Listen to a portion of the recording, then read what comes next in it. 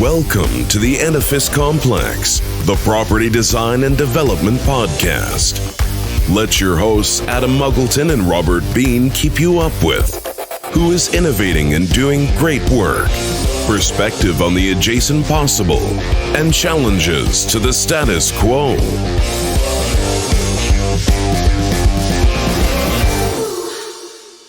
Welcome to the Edifice Complex. I'm Robert Bean, your co-host and unofficial mediator, here with my colleague, official agitator, friend, and Yoda, most everything to do with buildings, Mr. Adam Muggleton. Say hello, Sir Yoda. Hello, Yoda. I am Baby Yoda, though. Remember that. But today's one, I'm catching up with someone I haven't seen for a long time. We very nearly worked together when David moved to Canada, and for various reasons it didn't happen. So it's just going to be a good catch-up, if nothing else, for me. Yeah. Today's guest graduated from the University of Dundee with a Bachelor of Engineering, and then over his career became a partner with Max Ford of the United Kingdom, and then later a principal with Stantec in Canada. He has to date accumulated over 25 years of experience in the design and project management of building engineering services on a variety of projects around the world, and including some heritage buildings. We might get a chance to talk about that. Welcome to the show, David Clark. Thank you for having me, Adam and Robert. It's great to be here. Yeah. David, one of the things we love about your background and story, you're a chartered engineer in the UK, you're an international professional engineer through the Engineering Council, and you hold 2 licenses in Canada, one in Manitoba and one in Ontario. Your portfolio of projects include everything from theaters to hospitals to campuses. And one of the things that we love the most about you is that you are on a mission to mentor to the next generation of engineers, and that's very dear to us. So what was that motive force in your early days that sent you on the trajectory that you're on today about learning and practicing and mentoring? So I got into engineering originally. My mum used to say to me that she thought I was going to be an engineer because she said when we walked along the street and there was workers excavating, that I would always drag her over to go and look in the hole and see what they were doing down in the hole. I think fairly early on at school, I realized I wanted to do engineering, and I wasn't really sure kind of what kind. So I wound up, and I guess this ties into some of the mentoring discussion as well. I met up with one of the lecturers at the University of Dundee, where I ended up studying.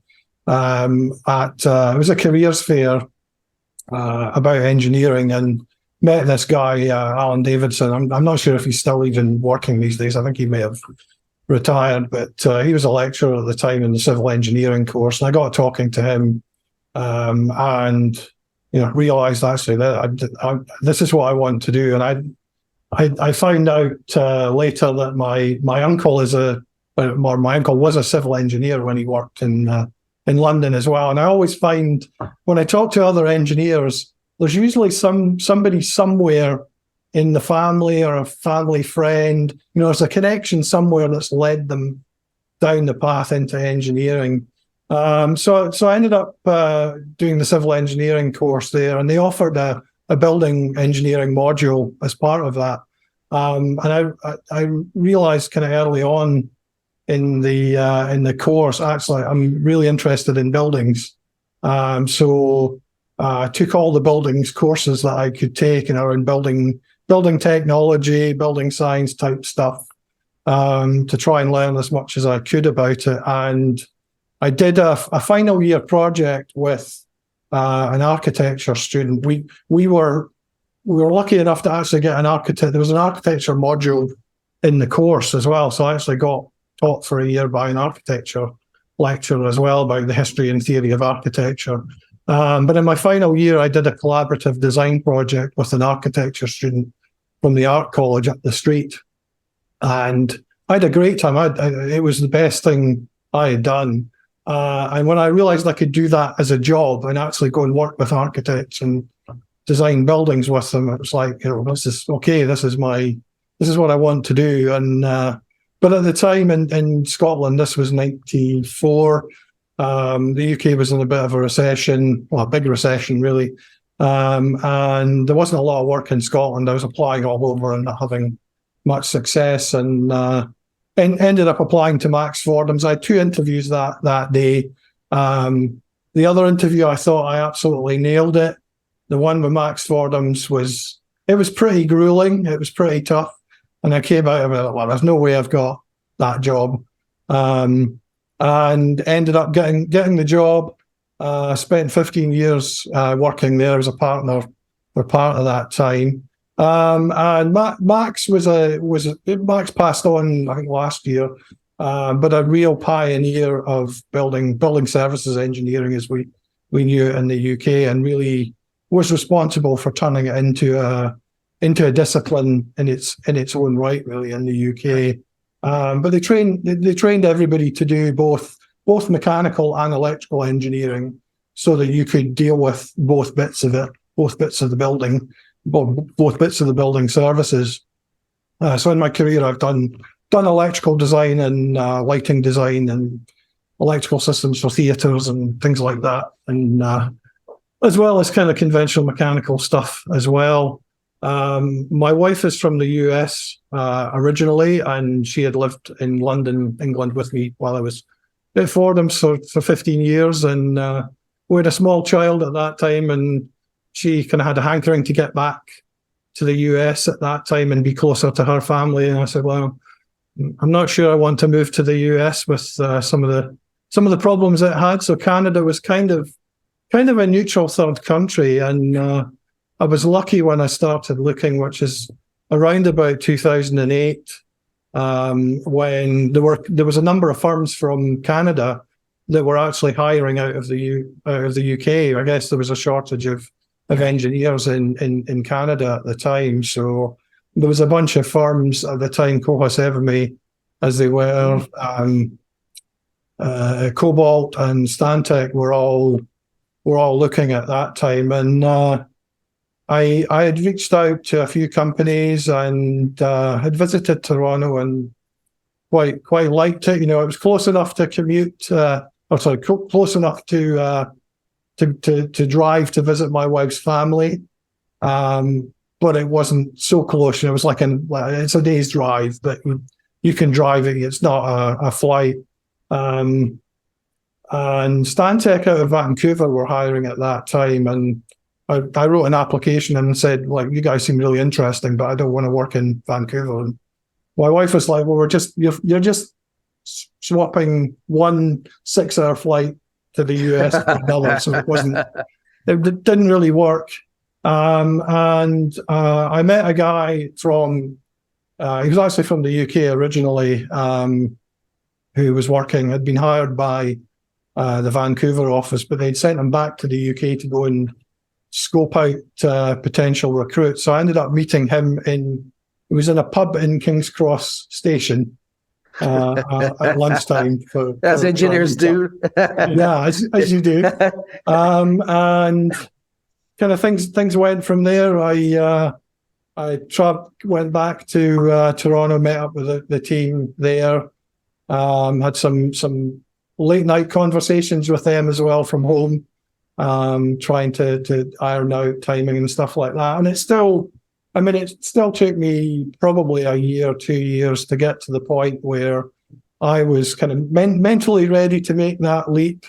And I think just getting everything in order on, you know, getting our apartment put on the market and sold and stuff like that. So it took a while to get over here. And then when I got here, having done mechanical and electrical together, people just kind of went, well, you can't do both. And we don't do that. Like that's, so at that point I said, okay, I'm mechanical, you know, it's the physics are the same wherever you are up to a point. You know, it's moving heat, it's moving air, it's moving water. You know, wherever you are, it doesn't really make a difference. Whereas the electrical systems in North America and Canada are quite different to Europe and the UK, and you know, even at a level of just building distribution and having multiple transformers and stuff like that, you don't really see that in the UK. So I thought, well, that's the fit for me. And then I've worked my way up through Stantec. Came over as a designer because I had no Canadian experience, so I started as a mechanical designer. got my Canadian experience, went through the process of getting licensed in Ontario, and then kind of worked my way up through Stantec, through managing a mechanical group to managing a full engineering team, and then in Toronto, and then made the move to our Waterloo office about 3 years now, which is a bit closer for me in terms of a commute. So that's how I got where I am today. Yeah, there's some really interesting things there I want to sort of deconstruct a little bit, right? So one, you started as a civil engineer, and then you wind up as what we in the UK call a building services engineer. Yeah. And then you have to specialise in Canada. So when I tell people in Canada that, like, you know, building services engineers, so in the UK, if I went to a meeting when I was a property developer and there'd be someone from Max Fordham, and it was the mechanical guy, say, I would expect him to be able to talk about the electrical bits as well. Yeah. That does not happen in North America. That's like heresy. Yeah. And vice versa. Yeah. Right? You know, I get you might be specialist in mechanical and a generalist electrically, or vice versa, but you're expected to understand building services, right? Yeah. There's no building services degrees here or specialism. It drives me crazy. Yeah. And elevators, lifts as well. We did those. Yeah. We specified those too. Yeah.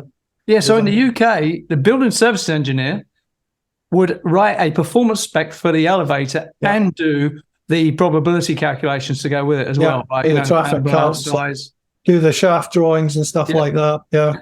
Passenger and goods. Yeah. I'm glad you're corroborating that, because when I tell people, they look at me like I'm a crazy person. Well, there is the occasional exception to that. When I think of Tim McGann, who had dual degrees, actually, one in electrical engineering, one in mechanical engineering, and he was one of those rare ones in Canada that did do both. But it's the what I found strange in Canada was the extreme silo approach, right? So even in some offices, in some practices, I think Stantec is one of them. Like, if you're a mechanical engineer, you're not necessarily doing the plumbing. They're going to send that to the plumbing team, and someone else is going to stamp that drawing. I think that tends to be, I find, is more of a US versus Canada thing. Right. Like they have plumbing and fire protection folks in the US. Yeah. That do that, whereas Canada, we're a bit more generalist than that. I worked on an airbase, an American job, clearly, right? And I got the cover sheet for all the drawings. Yeah. So I had like fire engineer stamp, plumbing stamp, mechanic. Yeah. It was like a freaking someone's passport in front of me. Yeah. No, anyway, I think it's a little bit more joined up in Canada than the US, it is that hybrid. But the message here is you can start somewhere and wind up somewhere else, right? Oh yeah, I think if you ask any building engineer where you started, like did you imagine this to be the end point where your career would take you? No, absolutely no. Yeah. So that's interesting. The other thing I like was your comment about, someone in the family, because you're right. No one as a kid goes, you know what, I want to do something that's really difficult with loads of heavy mathematics and science. I really want that. Said no kid ever, right? Exactly. Yeah. Sorry, I just realizing how unlikely it was that I wound up in engineering, just saying that out loud. It would make my old high school teacher laugh. Considering a career change to something else, Adam. Oh yeah, I'm so done career wise. I am overdone meat. You got to stick a fork in me. It is over. But having that. Sorry, mate. Go. Yeah, I wanted just a short sidebar here. One of the things when I think about a background in civil engineering, and then coupled with the practical experience in mechanical and electrical, then getting a chance to work with an architect, that's a great exposure to diversity within the design team. Yeah. That's hugely valuable. Yeah. I mean, you're actually a generalist, right? But with a specialism in mechanical engineering now, right? Yeah. I mean, I wouldn't claim to be able to design electrical systems in Canada at this point. But I've done a bit. I know enough to be dangerous, I guess, in terms of what other disciplines do and what they should do and what they don't do and that kind of thing. Yeah, absolutely. And can speak about those other things to other engineers and architects. Yeah. I mean, you're right, Robert. I think it's it's interesting that there's not many courses around in terms of higher education where you get all of that. I mean, there used to be lots more building services engineering courses, university and college in the UK that were offering that.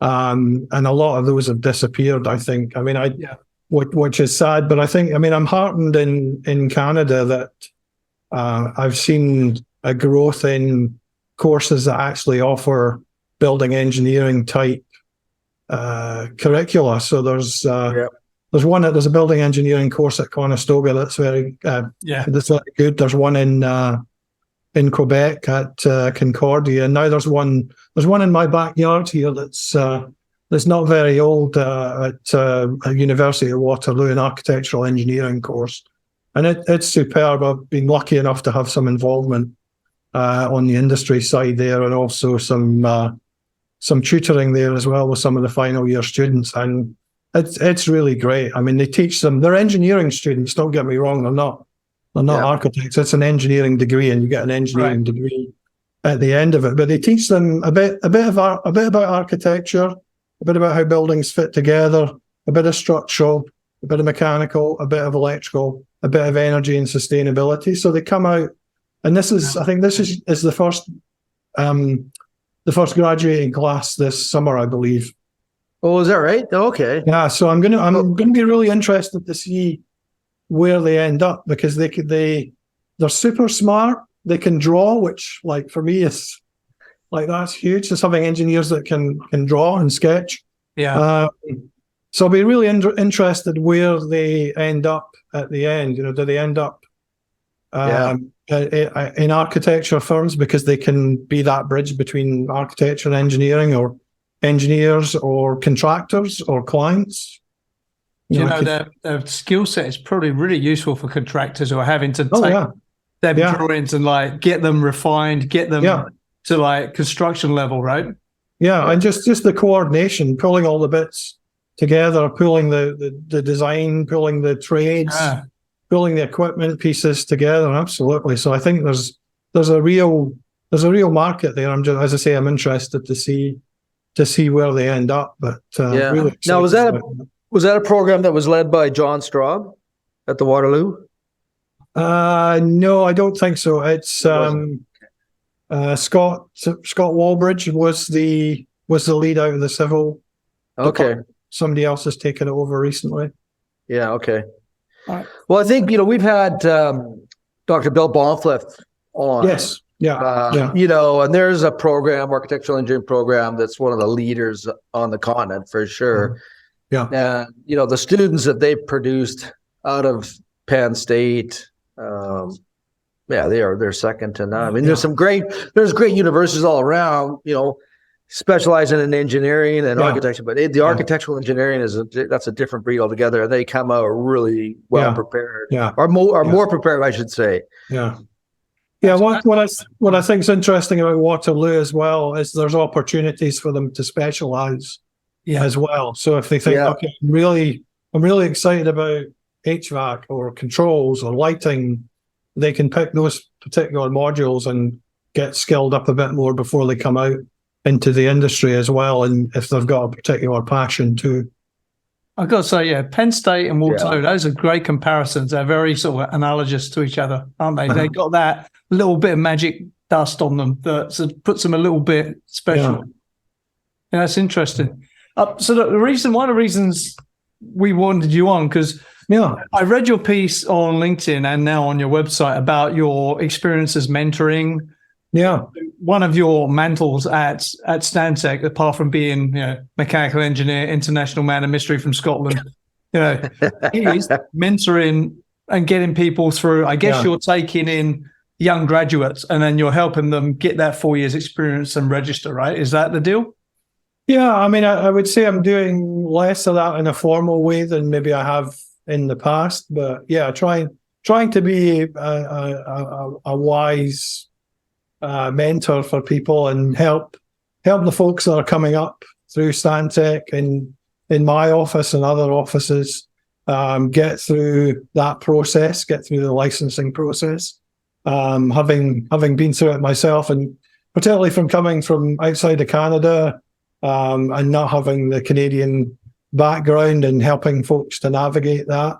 I got involved through PEO as well. They had a licensure assistance program, which was really aimed at folks that maybe had come from overseas that didn't have a Canadian engineering degree, that were trying to navigate their way through the system and get that experience and, write up their professional engineering report and stuff like that. And really enjoyed that as well, as just a kind of a way to give back to the industry and to my colleagues, and really help them get through that process. There's a real need, I think, for I'm an immigrant myself, right? So I used to have a lot of sympathy. We'd hire from the UK and Ireland a lot because I was looking for what I knew, which was building services engineers, right? Yeah. But again, they get here and they've got to get that experience. Yeah. And there's a real need for like a conversion course, like a 6 months conversion course or a year conversion course, where they could just be pushed into a program that would spit them out the other end with what they need, right? And it was really difficult for a lot of people, right? Because they've moved, they're trying to establish a new career. And no, absolutely. And seen that with some of the EITs that I worked with. You're trying to hold down a job, and somebody says, okay, and you need to do these exams in order to qualify, because we don't recognize your degree, and you're trying to work, raise a family, and do degree level, university level exams. It's tough. I don't know. I know there's credentials matter, but God, there's got to be some way to recognise. I've got to tell you, we used to have a bias to Irish and British people because they could hit the ground here and be good from the day they arrived, but they always had that dog on their back till they got through that process. I used to really. And I think I see it changing as well. I think PEO in Ontario are changing their arrangements. Like the EIT program is going away, that's disappearing, and they haven't announced exactly what's coming, but between May and July they're launching a new program. So I'm hopeful to see that there's some changes there, and maybe some help for folks that are coming into the industry to get there quicker. I mean it's things like just accelerating the process, not taking 2 years to get through the application process even. It's condensing that down and giving people decisions quickly, so they're not hanging around. So I'm positive about that. There's a level of absurdity. Someone said to me once, it's a bit like, Horatio Nelson, if he came to Canada, he wouldn't be able to be an admiral because he couldn't speak French. He's one of the greatest admirals. Right. There's that. There's a lot of self-inflicted wounds sometimes in Canada. But let's not go on that. What I want to talk about is, so when I was at Cobalt Engineering and I've had other jobs, I go through the process of interviewing graduates, and it was one of the most depressing things. It used to get me down. I'd go home like, oh my God, because like you'd interview a graduate, so it's not their fault. They've been pushed through a university system, particularly Queen's graduates, by the way. I don't know what they tell them there, but they come out and someone's told them they can earn 80, 90 grand a year. You're awesome. You're great.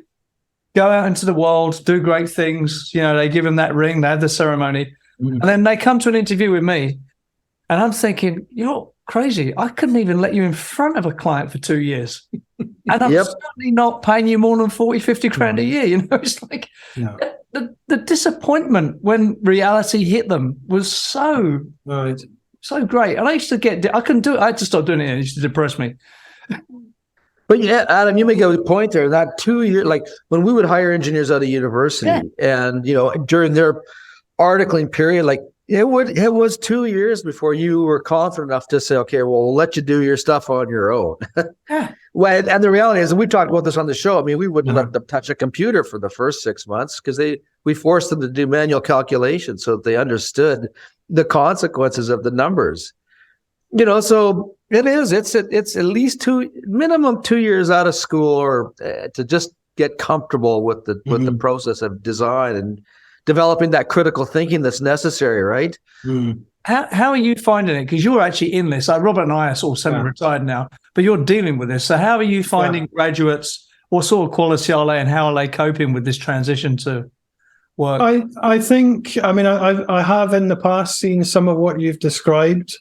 Not for a while. I think the caliber of the students and graduates that we're seeing are high, that they're interested, they're engaged, they're very interested in energy and sustainability. You know, that's very often the hook that's kind of brought them to buildings and buildings engineering. I find. I think you're right, though. I think, you know, if you're doing a general mechanical engineering degree, and you come out of school, you may not have had exposure to buildings at all. Zero. In your course, like unless you're taking those specific modules. Sure.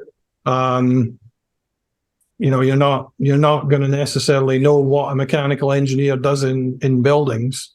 And then you've got somebody like coming out of the RE course at Waterloo with, you know, hitting the ground running. So you've kind of got to tailor your approach to the folks that are coming in. I mean, I think I see interest from the students coming in as well in buildings. When you say, like, okay, you can go and, you know, design motor cars and spend 5 years designing brake shoes for vehicles, or you can come and design whole buildings, and you can work on 50 buildings in the same amount of time you touch and see those buildings completed and as a tangible actual thing that you can go and see. And I think that excites them as well. Yeah. There's we did a 16-week boot camp. Mm-hmm. And that course was specifically for engineering firms that brought in a new person, to get them up to speed on everything from load calculations to valve authority to radiant heating, cooling, all that kinds of stuff. Yeah. And it was difficult for, like you guys were talking about, for the young engineer or the new family coming out of school to participate in that boot camp, because they had so many other. And as you guys know, when you're any kind of a boot camp thing, the reading load is high. Like you've got to, and if you don't put in the time, you're not going to do it. So the reality was, although it was a great course, the only people that could really pass it were actually, we had a number of PhDs that went through the program, and they were academics, and they had the time to do the reading and to do the work assignments, right? And it's not that the other guys and girls didn't get value out of the course. It's just that it was just so intense. Yeah, too much. Yeah. So you're probably drinking from a fire hose. Yeah, it's interesting really when you talk about the reading. And I remember in the early days of my career, you know, going home from work with like a book in my bag and sitting on the subway train, you know, just absorbing as much as I could. Yeah, been there. But, you know, whether that was a book on plumbing or architecture, history, or whatever, you know, just being a sponge and just trying to absorb as much as I could, because I was interested, but and I wanted to learn as much as I could in that short period of time. And I mean, I think it's interesting, and you mentioned it in my piece as well. Like there's always new stuff to learn, and that's one of the things that I love about buildings. Like there's nobody I've met that knows everything about buildings and buildings engineering. It's just like, you know, Max was great. He knew a ton of stuff, but even he didn't know everything. So there's always new things to learn, and technology is always developing.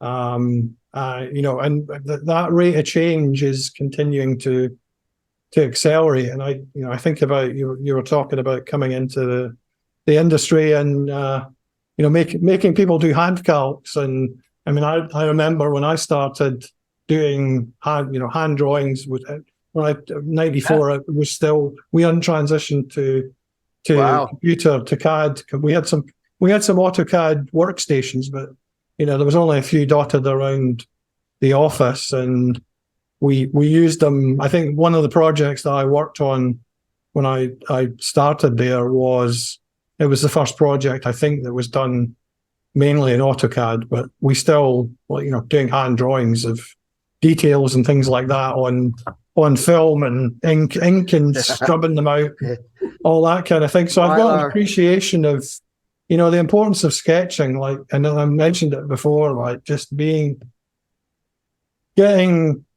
new grads to sketch stuff. Don't just jump on the CAD workstation or into Revit. Like, think about, I think doing pen and ink makes you think about what you're going to draw before you draw it. You plan out on the sheet, what are you going to draw, what are you going to show. And I think just taking a breath before you jump and just sketch it out, because it's a skill. You're not, if you're out on site talking to a plumber or you're in an architect's office, you're not going to have your workstation with you. You need to be able to explain and communicate open a book in a visual way what you're talking about. So it's. I got to share this story with you. So I was in Hawaii on vacation, and landing on the Big Island, I had a big project to finish, and so I would actually walk to the beach. And then I would do sketches in the sand with my feet. And because I had an ability to understand scale and size, and I knew the equipment that we wanted and the kind of dimensions, I would do iterations after iterations. So I would get one drawn, I go, but I didn't have to worry about, because the water came and wiped out the slate. And I got to start again with a fresh slate, right? And people would come walking by, and they'd be looking at the drawing, looking at me, and I'm going, don't worry about it. It's engineering.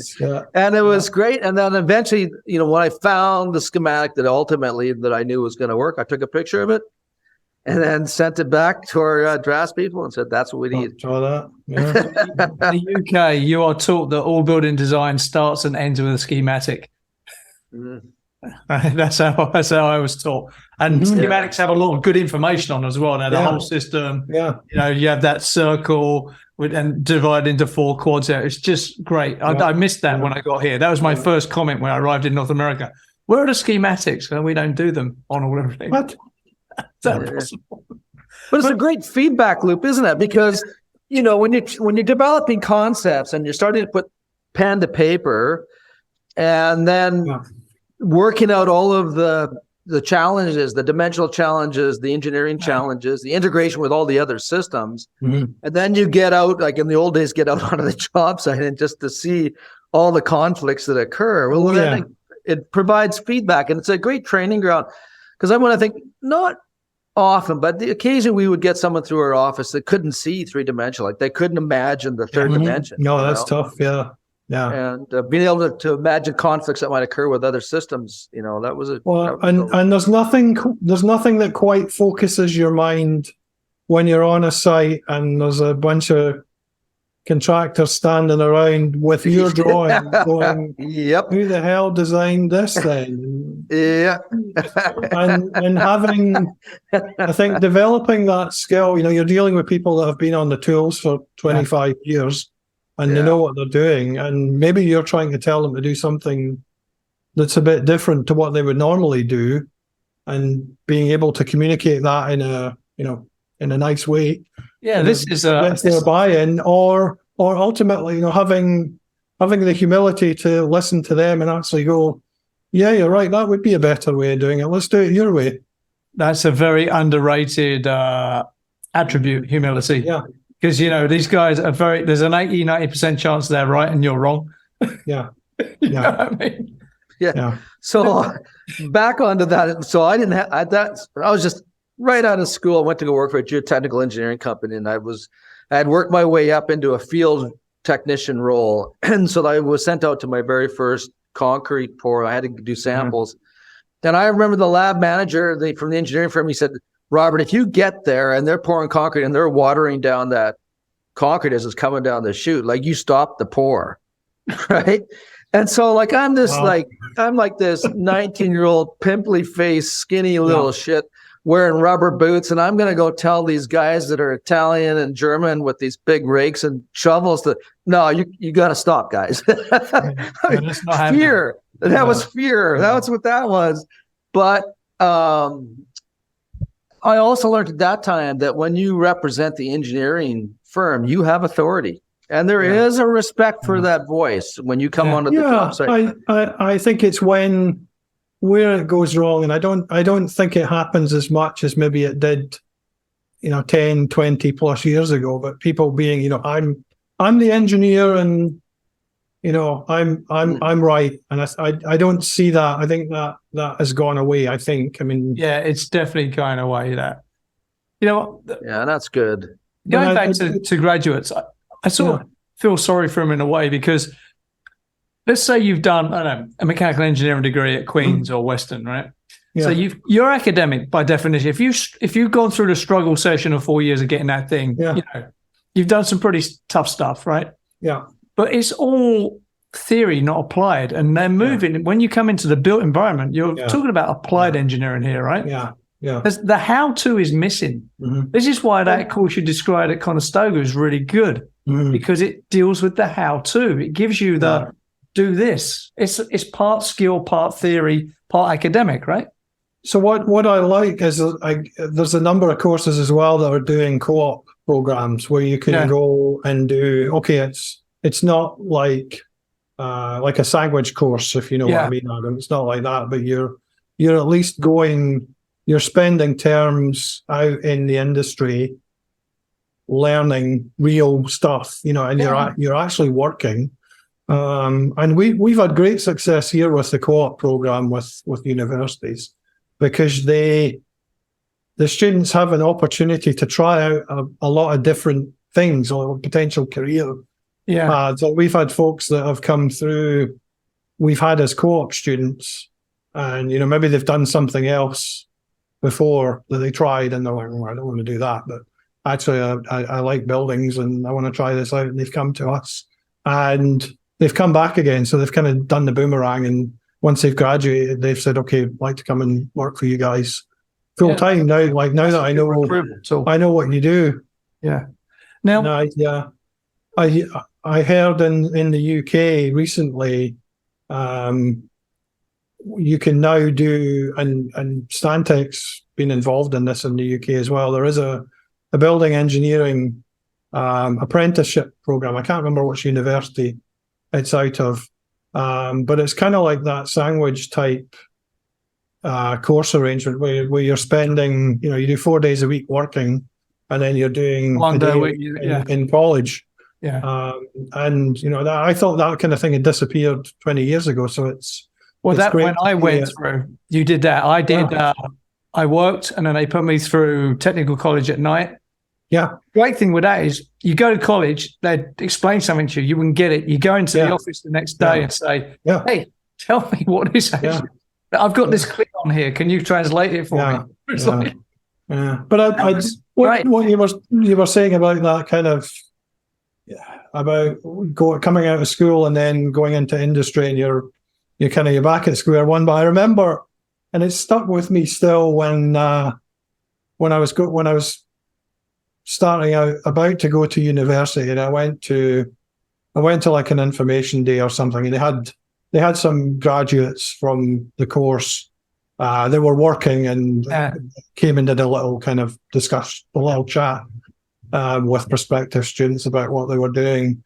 And I remember there was one guy, and he said, when you go to primary school and you know nothing, and he drew it on the blackboard with a bit of chalk. I don't have anything like that here that I can draw it, so you just have to imagine. But said you start out down here and you learn all this stuff, and then you get to here and you think you know everything, and then you go to secondary school and you do that again, and then you go to university and you start there and you know nothing, and then you spend 4 years, 5 years at university. And then you get up there and you think you know everything, and then you go out into the industry and realize that you're back down there again. So, it's what I was saying earlier. There's always new stuff. You're always learning. Yeah. Like it never stops, really. Like if you're Stantec, but this is the same when we had at Cobalt. You take a graduate in, someone has got to sit them down and say, look, this is how you size a pump. Yes. How you size a duct. This is how you select a chiller. Yeah. And that. There needs to be a place for them to go and study that and then come and ask you about it, rather than you sitting them down and taking them back to school, right? Yeah, I think it's getting the level right, and it's you don't want to be spoon feeding people. You don't have the time to do that. But I think, and the way I learned as well when I was at Fordham's was, that you would talk to somebody and they would say, okay, we'll need you to do this. Here's where to find information. Here's the codes and standards that apply, or here's the books to look at, or whatever. And it would give you enough to kind of get you going, and then let you go off and go so far. And then they would come back and check in, or I would get to the point where I was like, okay, I've gone as far as I can, and I think this is the answer, but I'm not sure, or I don't know, I'm not sure what this is, or where to go next, and kind of circling back at that point, or being rescued. So if I'd gone down a rabbit hole by the person I was working with. I mean, it's a good way to learn because you're learning through inquisition, right? But it's almost like an R&D project, and there's a little risk with that where, you put something out, someone's busy or they're on vacation, they can't check your work, it goes out of the office, then you get oh my God, phone calls coming in, right? Yeah. Well, I mean, that's about quality control then, and, making sure anything that's going out of the office, somebody else should be looking at it. Should be in the key word there. The Edifice Complex will continue in just a moment. Are you struggling with paperwork, spreadsheet overload, and project management? Then Blue Rhythm is the solution to help you. Streamline your commissioning and project management process. Go paperless, increase efficiency, and save money. Blue Rhythm is commissioning and project management software by practitioners for practitioners, adapting to your workflows and processes, and doing things your way. Blue Rhythm provides painless and fast onboarding by bringing your existing workflows, forms, checklists, and issues logs into Blue Rhythm for you. You can use their pre-built templates to customize your commissioning workflows.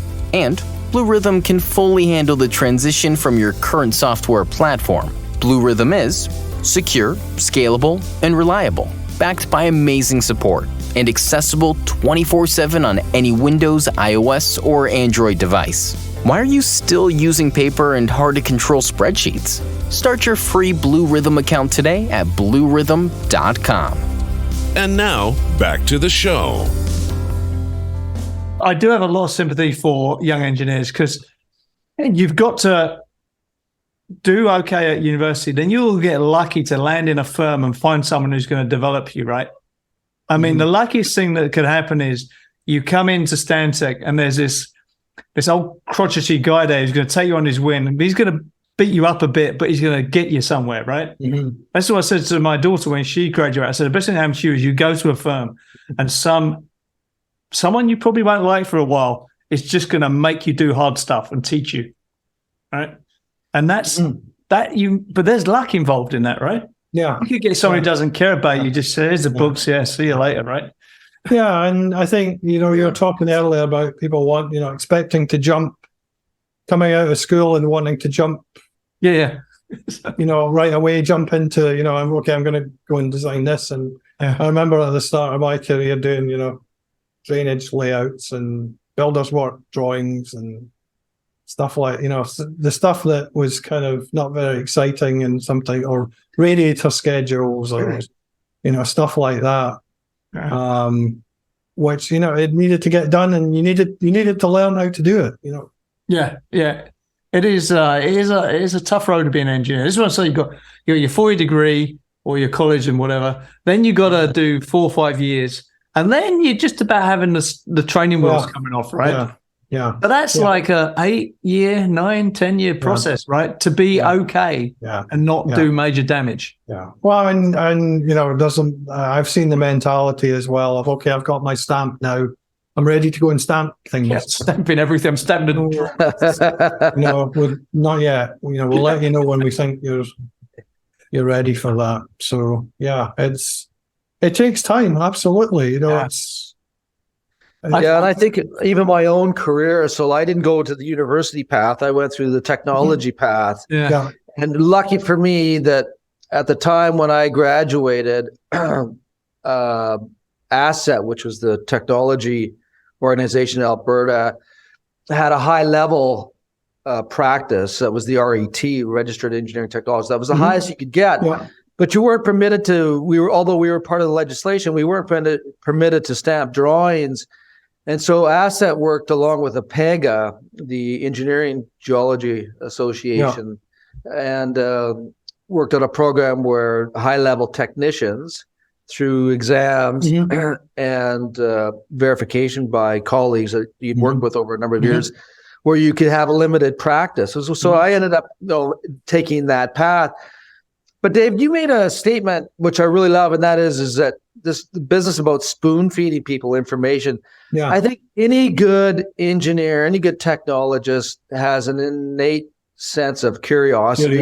Yeah. And absolutely, is not waiting for the spoon to come. They're looking for the food and where that can feed. And I was lucky because I had a chance to work with some amazing engineers and technologists along the way, and got to work on some really great projects as well, great clients. But that would have never happened if it had not been for the curiosity, Yeah, and I think you need to have that, because I think, as the industry continues to develop and evolve, and these new technologies are coming along, you've got to have that thirst. You've got to have that curiosity to want to learn the new stuff that's coming as well.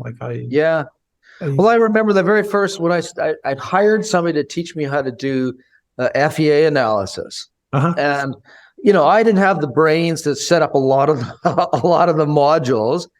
But he was very patient with me, and I was paying him too. But still, he was patient with me, and together we worked out some really great models. One of them was actually a soil temperature simulation that ran for the whole year.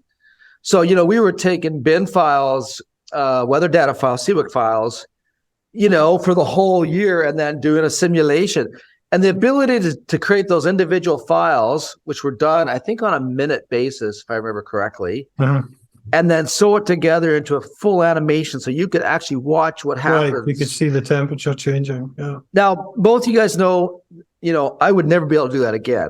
That was such an intense exercise. It just consumed it must have consumed us. I don't know. It seemed like almost 6 weeks to put together that final product. And thank God I would never have to do it again. But to be able to understand the geometry and then be able to get data and bring it and then let the software do its thing, to be able to explain to people why you need to have certain amounts of foundation insulation or below slab insulation, and how moisture and soil characteristics influence the conductivity. And that's what we did it for, because there was a big, at that time, the National Building Code was challenging industry, particularly those that were in the radiant heating business, about our slab insulation. And they made people, if you were going to do slab insulation, I think it didn't matter where you were, it was going to be 4-inch, And the argument was, well, hang on a second here. Like, if you've got soils that aren't very conductive, and you can demonstrate historically, like you're above water tables, your soils are dry, sandy, why do you need 4-inch, right? And their argument was, well, this was for residential buildings, and no one's going to do soil analysis. No one talks to the geotechnical engineers, blah, blah, blah. So we're just going to cover our ass and go 4-inch. But just about crippled the industry until we made the argument that, no, hang on a second. There are tools that can tell us whether we need 4 inches or not. So it's just... you're Robert and I are sort of like industry adjacent now, I guess would call it. But you're dealing with day-to-day issues. How are you finding the ability to recruit people and retain people? Because there's a lot of people, Robert, my age, who are now like leaving the industry, right? Yeah. And I always thought there would come a bit of a crisis at that point, not because we're so awesome, just the numbers that are going, right? So how is Stantec in your area finding that? I think here we've been pretty lucky in terms of the retention. Like, we've managed to hang on to the folks that we've got. I think I have seen, prior to the pandemic, there was a drift of people, going either getting scooped up by contractors, right, or going client side as well. We had clients that were hiring staff as well because of the particular skill sets that they had. It seemed to settle down during the pandemic. I think we found the folks that we had were staying. Yeah. There was a period when it was tough to find people because I think nobody wanted to move. I think at that point, and there was so much uncertainty in the industry. And I think it's still tough to find good people. I think that's always been an issue. I think it's maybe gotten a little bit harder. I think the companies that have got good people are kind of hanging on to them really tightly. And I think, anxiety about the economy and stuff like that makes it more difficult, I think, for people to want to make a move. But I think we've had good success with finding people. It takes a while to find them, I think, is what we find is a key. And getting the right people, getting the right mindset that will fit in with the team, and that kind of the right attitude, that want to learn. If it's younger folks that are enthusiastic, that are passionate. So I mean, before I left work full time, the demographic was there was a lot of people say 55 and up, even 50 and up. And there was a lot of people coming in young, enthusiastic, fired up by the green movement, right? And in the middle, that 35 to 45, kind of missing middle, missing. And now I guess at the moment that 35 to 45 is moving up now. So this is it still that uneven? Like it's like a barbell at the top and bottom with nothing in the middle? Or sometimes it feels like that. That there's kind of not a lot, and there's that middle. But I think and as I say, there's been people that have moved out of the industry at that level. And you're right. I think we're now at the point where we're starting to see the bottom. They're growing up now and filling in that gap now. But I think it's been. I have seen that in the past, and it's been like that for a while. How important is let's call it the green movement or sustainability as a recruiting tool? Is that a thing? I mean, there's a lot of fired up young people I see now. Yeah, absolutely. No, I think it's crucial. I think they're coming out of school, and it's important to them that they're going to organisations that are doing something about climate change and committed to sustainability and are walking the walk. So and I hear it for the interviews that I've done. They talk about it, they ask about it, and I see it with the students at Waterloo as well. They're asking about, they're talking about energy, they're talking about sustainability on their projects. They're doing energy modelling for their projects. There's one thing that certainly that COVID has done, and that has brought awareness to the role of engineering in buildings and controlling airborne pathogens. And when I think of, like in Ontario, Joey Fox and David Elstrom, who we had actually on the show at one point, and the work that they've done through the organization in Ontario, publishing those 4 documents. People are reading that and they're seeing that, they get information from public health, and you know what? Here we are. Was it the 4th year, and we still have people dying all over the world? But the engineering solutions, they seem to be working. And it's funny how that works, right? If you got something in the air and you filter it out, it kind of it's not complicated, right? It's just inconveniently expensive. I think it's brought an awareness of kind of health and wellness in buildings to the fore, and the role of engineers and that. Absolutely. Actually, the role of the engineer, I think, has been enhanced oddly by COVID, right? Yes. And sort of the society's value of the engineer, right? It's sort of moving up the pecking order a little bit. About time as well, by the way. Hey, here's a question for you, both you guys. I mean, if you think about the role that engineers have had, why haven't organizations like LEED or even the architects, AIA or what is it, REBA? What's the Canadian architectural? REIC. Yeah. Like, why are these organizations not stepped up? I mean, they're in the building industry just as much as we are. What happened? Where are their voices? Yeah, it's hard to make effective ventilation sexy, I think you'll find. But when you think about the ethical obligations, they have the same ethical obligations as we do in terms of protecting the health and safety of occupants. And it's like the engineers have certainly stepped up, but where the hell are the architects and even the interior designers for that matter? They have the same ethical obligations, not the decorators, but the designers, right? People that are responsible for fire exit strategies and densities and floor plates, that type of stuff. Yeah, One would think that they would be there with their voices, if you're looking at indoor air quality and the materials that you're specifying and that kind of thing, and VOCs from furniture or carpets or whatever, that's all part of it. It's hard to get architects excited about IAQ, IAQ, public health, right? In their mind, I think that's just engineers. They'll fix that for me. The nuts and bolts, but I think there's a genuine interest in healthy buildings and making buildings nice, comfortable spaces to be in. I don't think anybody sets out deliberately to make a building that's not. But I think with standards like WELL, for example, I think that's raised it as an issue now, and got the attention of architects and engineers as a benchmark for how to build healthier buildings.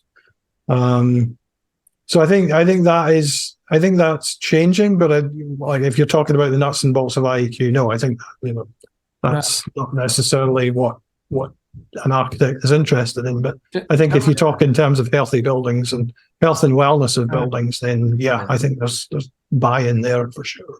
But what's interesting about the IAQ, sorry, Adam, there's when I think going back to earlier in the conversation, talking about, going into engineering and being an expert. That's whenever I hear somebody's an expert at something, like I roll my eyes. If you just take IAQ alone, right? So you're talking about physics, you're talking about chemistry, you're talking about air, humidity, moisture, heat transfer, mass transfer, report writing, investigations, there's a list of all the things that it would take you several lifetimes to become a true indoor air quality expert. It really would. Do you know what? That word expert, wherever you see that in a LinkedIn profile or a business card, you should run as hard as you can. In your Don't call yourself an expert, because there's always somebody that knows more than it reminds me of Margaret Thatcher. She said, how do you know someone's a lady? If they tell you they're a lady, they're not, right? That's for someone else to say, right? It's like if someone tells you an expert, they're not. But you know what you need? You need a practitioner. Yeah. That is the most undervalued job title in the world, practitioner. Practitioner, that's the truth. Every day over an expert. I'll take that. But to your previous question, Robert, I thought as you guys were talking, one of the reasons architects haven't felt the need to sort of step up, maybe, right, it's because this silo approach, right? So architects see themselves, they draw beautiful buildings, they design beautiful buildings, and engineering is someone else, right? So there's this separation of them from the rest of the team, right? Whereas, say, back in the day, when buildings were a lot less complex, the master architect, the master builder had that responsibility for everything, right? But as that responsibility has been sort of siloed out and parceled out, I don't think architects think about it too much. They're too busy worrying about the fritting on the. I'm going to disagree with you there, Adam. Yeah? I work in an integrated practice with architects and engineers, so that's what I do every day. I'm talking to architects and engineers, so it's what we do. It's not. We're not some kind of separate piece that the architect does their design and then we plug in afterwards. No, that's a really good point. So do you think, because Stantec are truly multidisciplinary integrated practice, right? Yeah. Is that a superpower? Does that give them that an edge there, do you think? I think so, because I think, to your point, you're not thinking in your silos, or you're trying to avoid thinking in the silos and break out of the silos when you can. I think so. I mean, but we're not the only firm that has that. But I think, being able to being in the same office physically, and being able to go and walk across and have a discussion with an architect or another engineer and say, okay, well, can we just chat about this for 2 minutes and just look at this and think of that? Yeah, okay, off you go. You don't have to book a separate meeting a week in advance. So I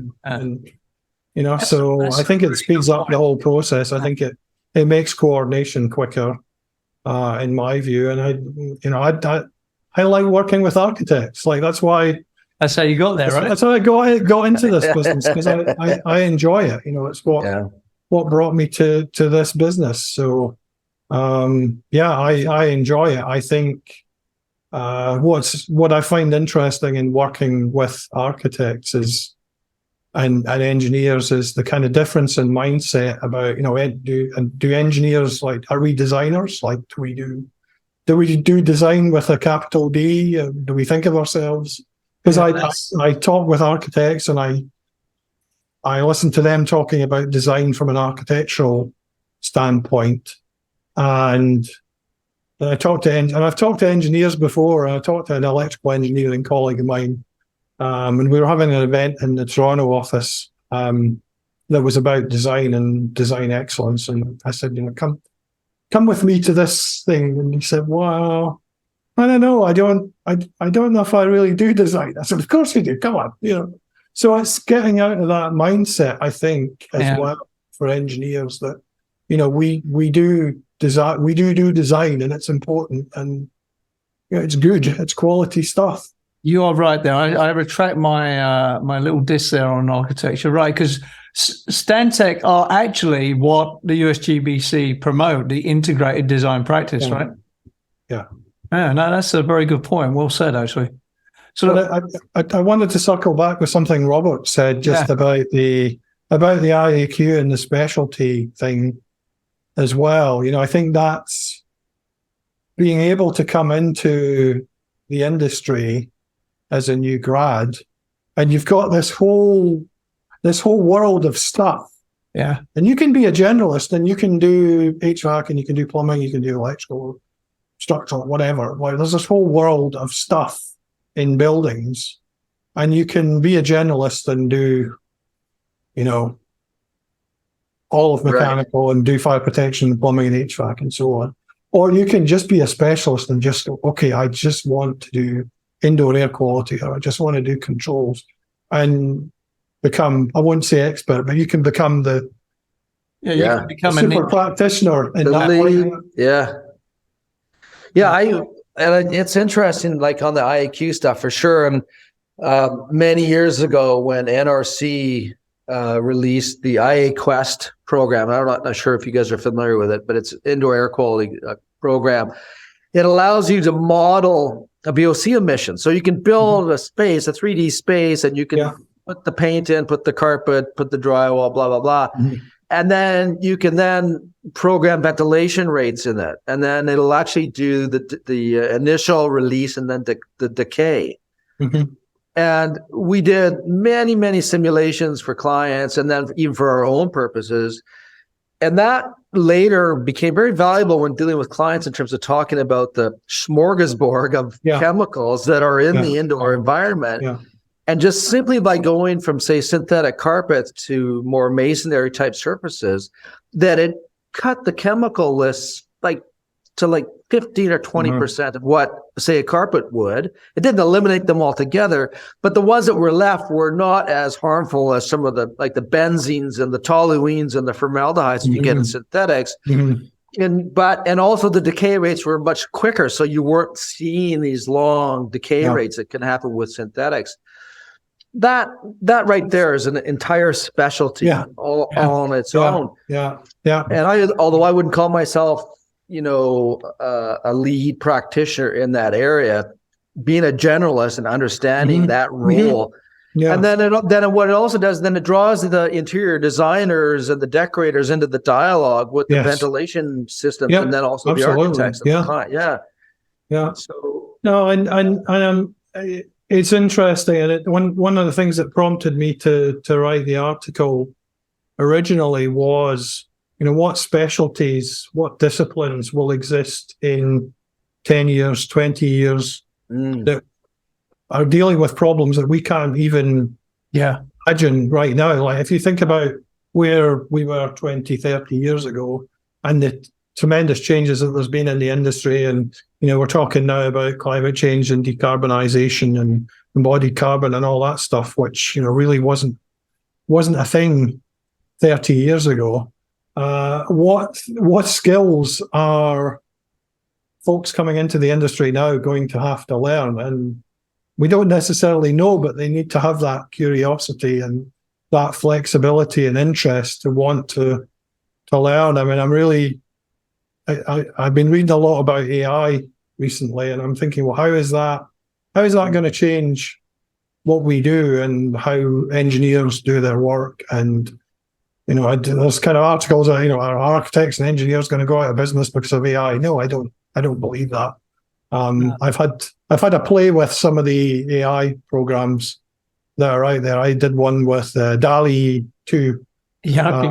And you can give it a prompt and it'll do something and generate some images. And I did one that was like, hospital in a forest or something like that. And it generated these beautiful, it was architectural rendering quality images. Wow, this is like some really cool looking buildings.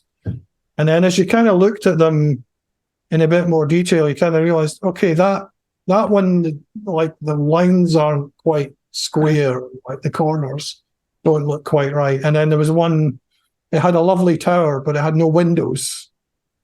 And, so it's like, okay, an AI can do a certain amount of work, but I don't think it's going to replace professionals yet. I think it may change how we design buildings, and automation around, laying out ductwork or pipework automatically, doing duct sizing and stuff like that may allow us to go and do other things that have other things of value, perhaps. But I think it's not there yet. But I'm interested to see where that goes. But I think, okay, are we going to have to train engineers how to wrangle? Is AI wrangler going to be a specialty to be able to? Think it will to tell it what either to teach it how to do it, or feed it information, or guide it, or give it the right prompt, ask it the right questions, or those kind of things.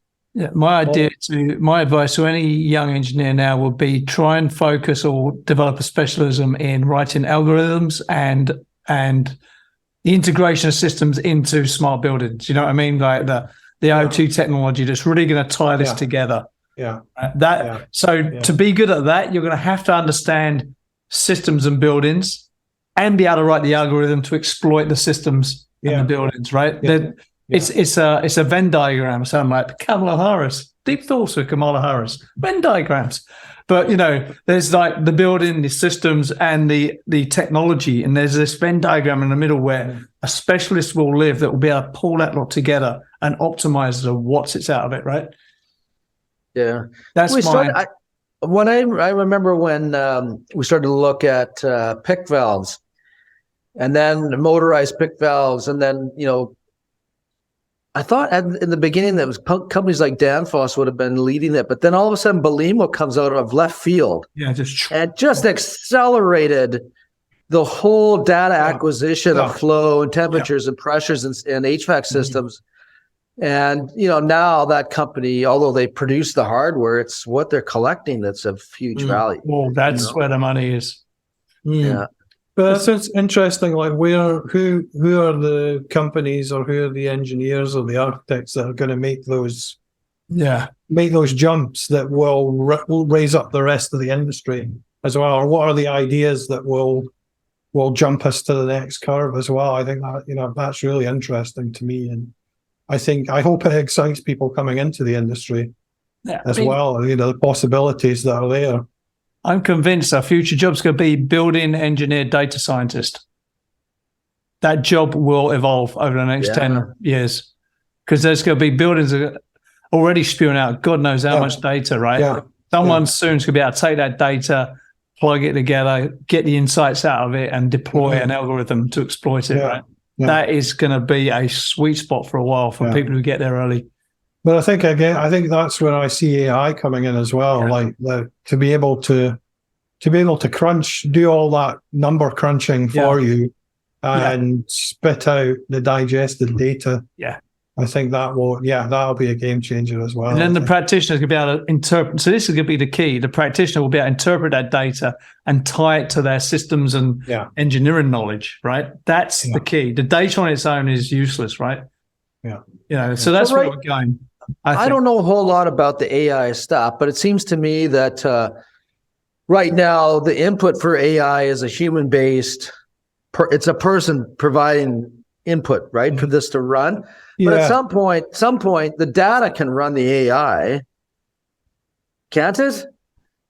It's looking for input. So like, even if you could, just to say if you needed a control valve that could actually morph its characteristics based on what's actually happening, that would be kind of cool. But it could do that through data input. You wouldn't need a person to say, well, this needs to be an equal. Yeah, if it's self-learning, if it's making, it's adjusting itself, seeing what happens over there, and then going, okay, I'm going to change this. I'm going to open or close a bit more or change the characteristic. Yeah. AI is a prediction machine, right? It's actually predictive. That's the technology behind it. It predicts what's coming next. So for building control, that's actually quite a powerful thing, right? It's trying to predict where that valve needs to be in the next step and the next step, right? So them whole feedback loops. And I think as designers as well, there's power there as well that, and before you've built the building, if you've got a data set of the 50 last buildings that you designed and how they performed, I think you can probably get you can get pretty close, I think, and an AI could get pretty close to modeling how your current design is going to perform based on that previous data, and maybe suggest improvements. Absolutely. As well, and also be able to go to say, okay, and we're doing this already with can't remember the name. It's like iterative design, where we're running multiple simulations in parallel, so you can change one thing and then see, and look at how what things actually have the most impact, and it's able to run those simulations in parallel. So I think I see AI being able to take that to the next level, and it's kind of self-optimizing. It's going, okay, if I change this, what happens if I change that, to figure out what the endpoint you're looking for is, or what the options are. I think that's the other interesting piece. Yeah, that's cool. I mean, I think, like, for example, on a snow melt system, right, integrating the weather data into the control loop, but it really doesn't. I mean, the logic that they have there is, okay, well, the prediction is for a storm to come in, but what it doesn't really have available to it is things like wind speed or moisture content or drifting or that kind of stuff, where AI could look at previous storm characteristics and say, well, when this happened, then this is how, this is what we need to do. And we will keep learning that over and over and over again to do that kind of analysis. Well, and if it can do image recognition, and you've got a security camera pointed outside the building, then it can go, oh yeah, there's a snowdrift outside, better do something. So that technology is sort of here, really, right? It is, yeah. No, I've seen some stuff online about that already. Early stage, but it's coming. Yeah. So, man, it's an interesting time to be in buildings. But listen, we're coming up. Oh yeah, like it's the best time to be an engineer. Absolutely. Yeah, man. This is all these cool things. This is why training is important, and people like you are very important in my view, because you come out of university, right, and there's such a learning curve still. We've got to keep people enthusiastic and get them to understand the opportunity set in front of them, right? Yeah. There is a great career to be had here in any different path you want, right? Pick your adventure, but you've got to keep them motivated, right? Yeah. And this is where I think the industry doesn't do a great job, and the universities suck horribly at this. We've got to keep people in. There's a difference between hiring someone and recruiting someone. We're in the recruitment business. We're recruiting people for a career and an adventure, right? So that's how I put it. Yeah. But anyway, when we come to the end, we just ask a quick fire question. So you get one from each of us. Okay. So no phone a friend. I'll go first. So Stantec, I have come to know Stantec through you and through working with Marcus Myers on ASHRAE committees. I'm sort of coming round to admiring them a lot more. And, their multidiscipline, their depth, their breadth, their coverage around the world. So let's say I've left university and I'm coming to you, right? Give me 3 tips to get through an interview and get a job at Stantec. I think, tell me what you're passionate about. What gets you, what makes you want to jump out of the bed in the morning and start your day. I think for me, an interest in buildings, like, are you interested in buildings? Are you interested in design? Do you have an appreciation for design? And third thing, I think just be interested in engineering and have taken the time to find out about us as an organization. Like go to the website, see what Stantec does. Like, I'm so glad you said that, because one of my interview questions always used to be, tell me what you know about us and how you found about us, right? Yeah. But some of them go, well, I don't know, I've never even looked you up. Yeah. Take the time to find out what we do. Like 5 minutes. Yeah. Absolutely spot on. Notice there, everyone listening, David didn't say, make sure you bring your degree certificate, make sure you tell me how much your teacher loved you. No, it's like the soft stuff. Are you enthusiastic? Are you interested? What you got to understand is when David's interviewing you, he's trying to work out if he's wasting his time or not, right? Yep. Be aware of that. Anyway, that's my rant. Okay. Yeah, when we were going through resumes, the pile that grew of interesting potential candidates were kids in high school that delivered papers. And the reason for that is because back in the day, those kids had to get up at 5 or 6 o'clock in the morning. They had to haul on their backs newspapers that weighed a ton. They had to go collect money at the end of the week for all the papers that they delivered the week before. They had to deal with dogs biting them, cars trying to run them over. They had to deal with the heat, the snow, the rain, right? And I always thought, if I asked you what you did during high school, in your summertime, or what you did after school, that told me a lot about what your character was. If you came to work that's me. That was my first job, was delivering newspapers early in the morning. Yep. Right. We don't do that now, but my question to you, David, is if you were talking to others in the industry that want to get into mentoring, what are the characteristics of a good mentor? I think active listening, willing to sit and spend time with somebody. I think having the commitment to want to do it. Like you've got to spend time with the mentee. Like you've got to be prepared to commit. Like if it's a formal mentoring setup, and there's different kinds of mentoring. I've had formal mentors and informal mentors in my career, but if it's a formal mentoring relationship, then you need to be able to commit to it to a period of time. Is it 3 months, 6 months, a year, whatever? I think to be genuinely interested in being a mentor, frankly, like there's some people that maybe shouldn't be. So I think I don't know. It's not in their wheelhouse. I think being willing to do it. I think being somebody that is, I think trust is a big thing. So you need to be somebody that can develop trust and rapport with your mentee. And I think that's able to hold their mentee accountable as well. Like it's their career. They need to take ownership of it. You can help them, you can guide them, but ultimately it's their journey. It's them that's going to drive it. Absolutely right. The ownership of your career is something that's really important, right? Absolutely. No one's going to feed it to you. You got to find it. I like that. That's a good wisdom drop of knowledge to. I like that. Yeah. Yoda approved. Yeah. So, David, listen, thank you so much for coming on. Keep doing what you're doing, man. Much appreciated. It's so important to get people fired up and into this business and doing good work.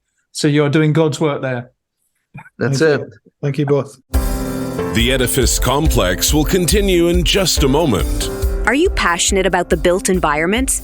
Do you want to learn from the industry's most inspiring, intelligent, and accomplished professionals? Then the companion to this podcast, Wisdom of the Property Crowd, is just the book for you. From Edifice Complex podcast interviews, this book distills the critical thinking, insight, and ideas of some of the property industry's most accomplished and respected practitioners. Each chapter is a synopsis of an hour-plus interview, capturing the takeaways and insights, including diagrams and images, to help explain concepts and ideas. There's also a brief bio about the interviewee and a QR code linked to the podcast episode for those that want to explore further. These are the mentors you wish you had in college. Wisdom of the Property Crowd by Adam Muggleton. Available on Amazon worldwide.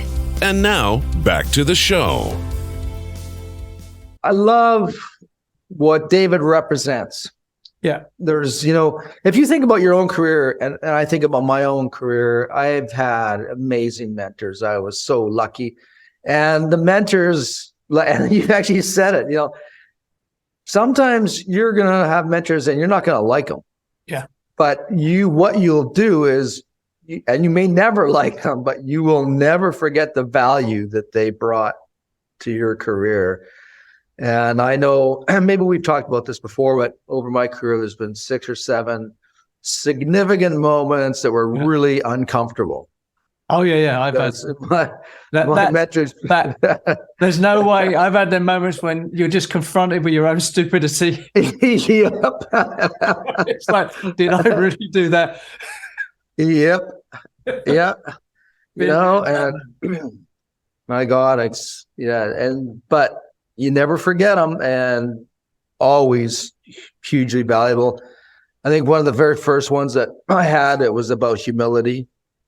And I thought I was a rock star. I had the passion, I had enthusiasm, but I was starting to develop a chip on my shoulder. And Ernie, that was his name. So I was a young kid at the time. I was like maybe 18, something like that. And Ernie at the time was, I don't know, probably pushing 65, 70. And for a 70-year-old man, could he pack a punch? Holy cow, he ripped me a whole new ego. The level of aggressive stupidity in someone young who's full of themselves is just ridiculous, right? And you do need that salty old mentor to sort you out. That really is a rite of passage that particularly men, boys need, right? Yeah. I think women are a lot more mature and easier to coach, but just boys are so full of themselves, right, in their 20s, But what I like about David is he's humble. He's doing great work, and he's humble about it, and he's passionate about it. And there is a humility there, right? At the end, when he was talking about how he got a note from someone who said, thanks for what you did for me. That was a surprise to him, not to me, but to him. Do you know what I mean? Yeah. That was his teach. I love the Buddhist respect for teachers, right? The teacher as the wise person, you should be seeking teachers and mentors. That whole philosophy around that, the respect for teachers in society, in Buddhist society, I find really interesting. And the fact that teachers aren't that valued by society here drives me a little bit crazy. Yeah, it's I'm totally with you on that. I don't remember who said this. It was probably somebody, a monk or something like that, but something along the lines, when the student is ready, the teacher will appear. Yeah. Yeah, it's that philosophy of because that philosophy goes two ways. It goes to the value of teachers, but it also goes to reminding you to seek the teacher, seek the mentor, right? Get over yourself and find that person who can take you to another level. And I don't know, in the West, we seem to have lost that for some reason. Yeah, I agree. And that's what, when Dave was talking about, the qualities of a good mentor, Yeah. And, for those that are listening to this podcast, that make note of that, because those people can make or break your career. And if you can find the right person who's a good listener, empathetic, firm, the wisdom and the technical skills, there are so many people who are technically competent. Like there's no shortage of technically competent people. Where there's a shortage of is people who can, be that wise, patient teacher, who also knows that there are some times when you got to pick up the 2x4 and whack somebody across the side of the head. And I've been the recipient of that 2x4. Absolutely. I've had that reaming out. It's uncomfortable. You never forget them, right? Don't forget. No, you don't. Listen, we should wrap up there because I'm feeling pretty good about teaching and mentoring right now. I'm in a happy spot. Yeah, it's a good spot to be in. All right, Adam. Next one. Cheers, man. You've been listening to the Edifice Complex podcast with Adam Muggleton and Robert Bean. To access show notes for this episode, visit edificecomplexpodcast.com. If you have enjoyed this podcast, please leave us a review on iTunes. See you next time.